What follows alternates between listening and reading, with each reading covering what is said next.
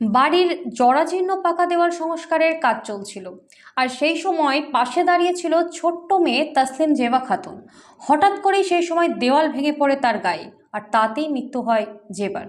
শনিবার সকালে ঘটনাটি ঘটেছে হরিহরপাড়া থানার ডলটনপুর এলাকায়।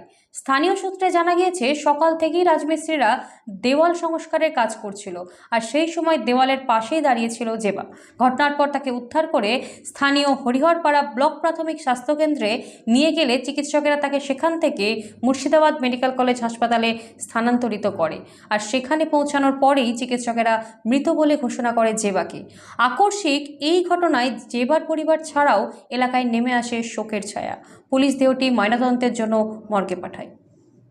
আমার লাঠি ওখানে যেয়ে দাঁড়িয়েছে, আমি ওখানটা ঠোকটা পড়ে গেছে আর আমার লাঠি গায়ে পড়ে গেছে।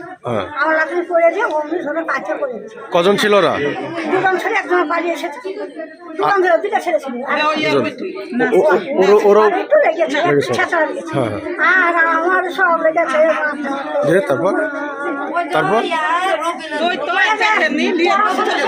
মা করে যেয়ে দেখছে আমার যে বাগানে এইখানে পড়িয়ে দেখো ঈশ্বরিয়াতে আমার যে বাগানে তুলে রক্তের ঘুমে আমার মাথা হাসপাতালে নিয়ে গেছিলেন?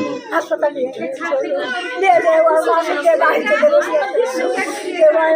বহরমপুর নিয়ে গেছে। ওখানে গিয়ে কি বললো ডাক্তার? বহরমপুরে গিয়ে ডাক্তার কি বললো? মারা গেছে।